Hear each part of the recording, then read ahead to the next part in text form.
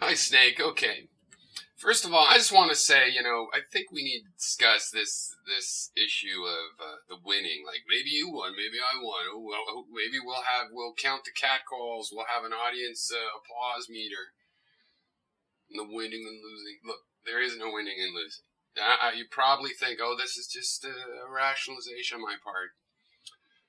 Now, I have a bunch of notes I'm going to go through. I'm going to try to go through them quickly. That'll probably make it confusing, because when I speak tersely, you seem to miss my point.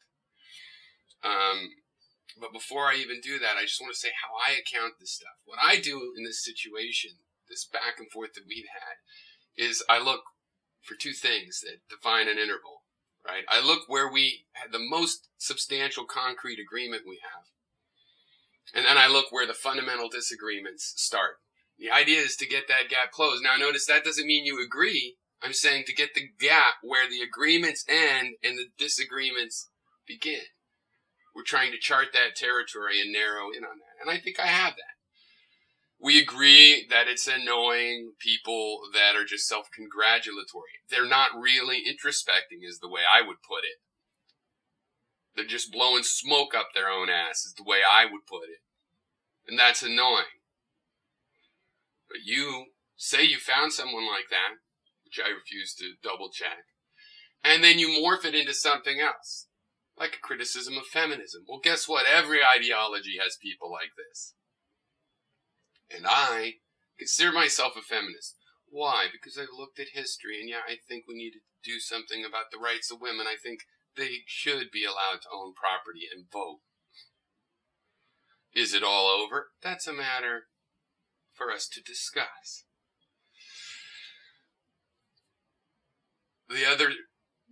Where are the other disagreements in this? On introspection. But that I challenge you on, because I think you are introspective. Right? So you also tried to take this and use it as somebody introspecting in a wrong way that isn't really introspection. And you malign all introspection like it can't be successful. Period. It'll just make you sad. And yet we agree that who cares about your feelings? Let the chips fall where they may. So I tried to call you on that. But anyway, that's the interval. That's the interval, right?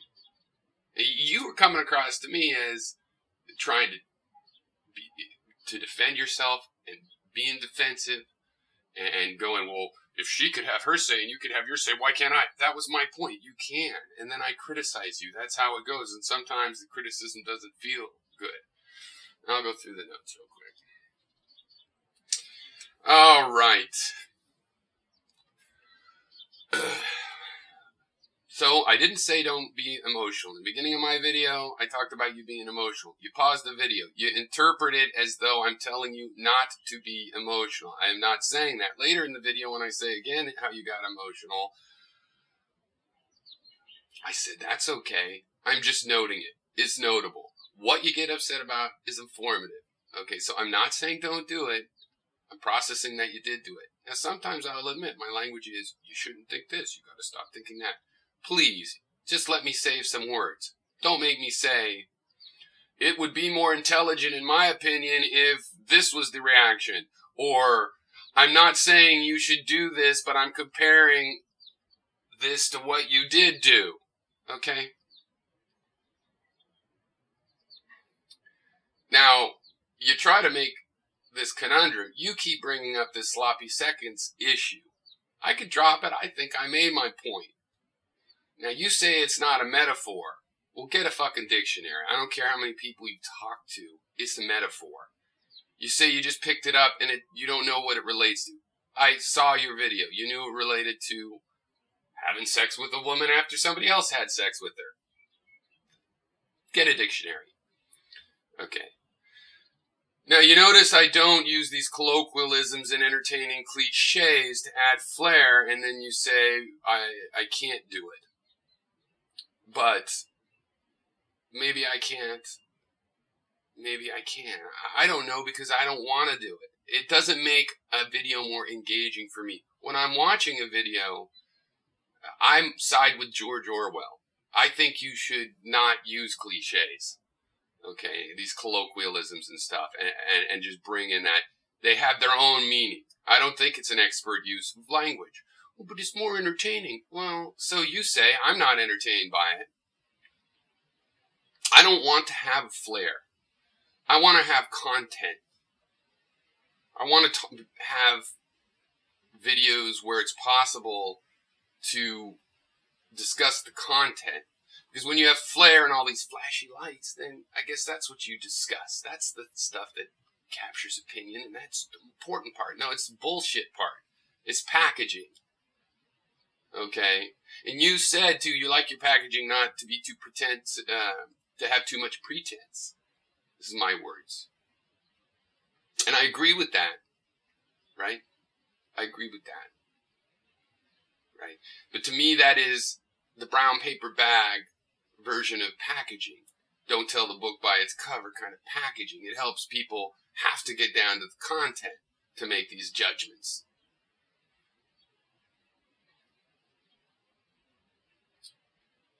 Now, you said my subscriber count was laughable, given all my videos and 6 years on here. But I think what's laughable is that you think I want subscribers. You know, what use are they?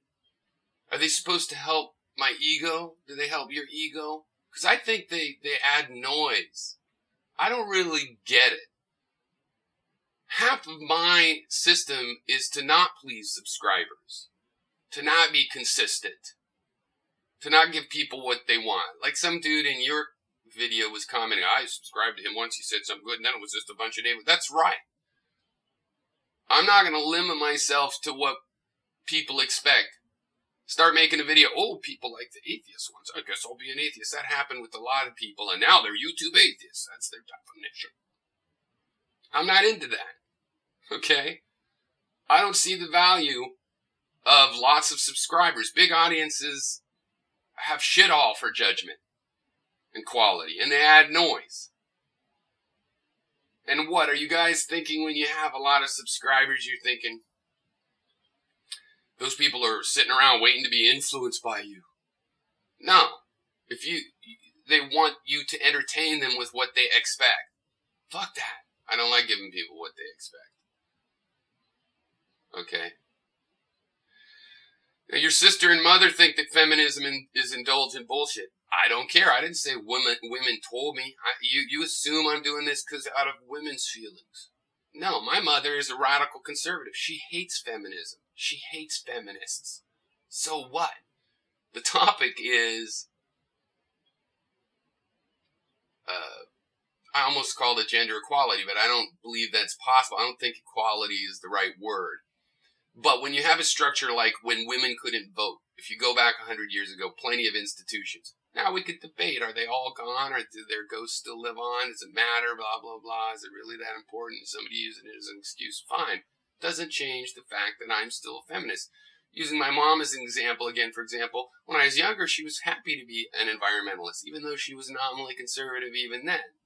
But as people start to tree spike and stuff, now she doesn't want to call herself an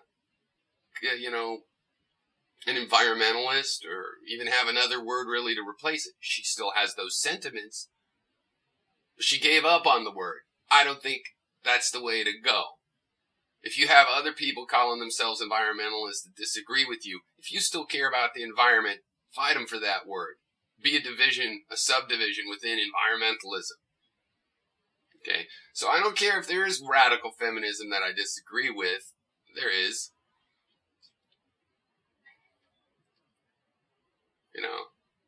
I don't think vulnerability is a man's best strength. I don't agree with that. Doesn't mean I'm not going to consider myself a feminist when, in fact, I do think we still need to rectify the frames that we use in our society. And I think the proper way to go about that is not to make a law and stuff like that, but just to talk to people about it. That's potential. Then it's up to the other people whether they get influenced or not. I have not said that people should cater to others the way you keep implying. Okay, I have said quite the opposite. You evidently don't think I'm being sincere, but I have agreed with you on that. But what I disagreed is that you turn that into something about feminism. Okay, all ideologies have such people that want to be catered to, right? And then you also more fit into something about introspection, mocking introspection in general. See, this is where we fundamentally disagree. And I'm satisfied with that. See, I don't feel we have to battle over that, which is obviously a very ancient issue. We could just go, okay, that's where we fundamentally disagree. Someone like you, someone like me, okay, at least in this instance, we fundamentally disagree on introspection in general. With the asterisk that you seem to have done a lot of introspecting, so maybe there's something rhetorical to your claim not to be. Now, I already acknowledged you're not MRA. I don't want to categorize you, but that's what's going on here. That's the argument you entered into. You can see it from a lot of your commenters. I was told that I support gender side. Have I supported gender side? Have I supported that? So maybe you don't know where your conversation is placed contextually in the social conversation, in the big picture conversation on these subjects. Now, the crack about women owning the banks, yeah, that's the Jews that supposedly own the banks. I thought this was obvious, that what I was doing was making an analogy or a simile implicit in that statement, that men's rights activists are saying they're kept down, just like anti-Semites say we're kept down, and they excuse what their situation through their bigotry. That should have been obvious. You seem to have missed every time I did anything like that. It's just like if I say in one sentence that I believe you're not introspective because, for example, you missed noticing that you are introspective. And you go, that's a contradiction. No. You read poems. I'm saying you really are introspective.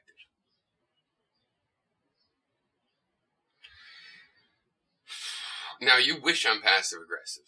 I've been direct about everything. I don't see at all what was passive about it or why you're whining about that like it's some secret force field of passive aggressiveness.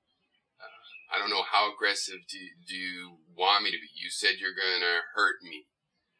How are you going to do that? I don't see that that's possible. Unless you physically come and try to physically accost me, there's no way you're going to hurt me online.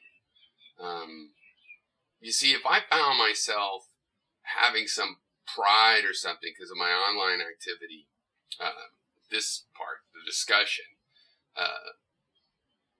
I would react negatively to that. So since I've been that way for years, you really can't hurt me emotionally any more than you can make me feel good emotionally. That's not why I'm here. I'm not here to entertain you. And if I'm here for an emotional reason, it's some emotions having to do with curiosity about all the crazy fucked up things. And sometimes interesting, good, powerful ideas that people think. So, how aggressive you want me to be? Am I supposed to pretend that I can affect you emotionally? Or am I supposed to admit that I can't help but do that? Because I'm not really into either one of those things. I called it counter-reactionary, by the way, because it's based on the idea that feminism itself is reactionary. Okay, that's why we need to have, that was my point about the parasols thing, is that there is no movement about that because there's nothing to react to. There's no problem with it. You claim not to like hearing your own voice. I call bullshit on that. It sounds like self-promoting, introspective bullshit. I don't think people can edit videos without liking to listen to themselves. I believe just about almost 100% of the people that make these kinds of videos on YouTube enjoy listening to themselves. I admit I do. It's part of introspection. It's how I analyze what I think. It's one way is by out there and seeing what it is. I don't understand, or at least I'm not going to acknowledge any validity to your complaint that I was painting a picture of you. You painted a picture of what's-her-face. Are you a hypocrite or not? So, end of story. You tried to paint a picture of me. Just because you failed, it doesn't mean that you didn't try. You say I failed, so what's your beef? What's the difference? The difference is that the metaphors you used, and not just the one that shall not be spoken, but in terms of talking about her looks and that she's wearing fake contact lenses and she's a hipster. You did nothing but paint a manipulative picture of her, right?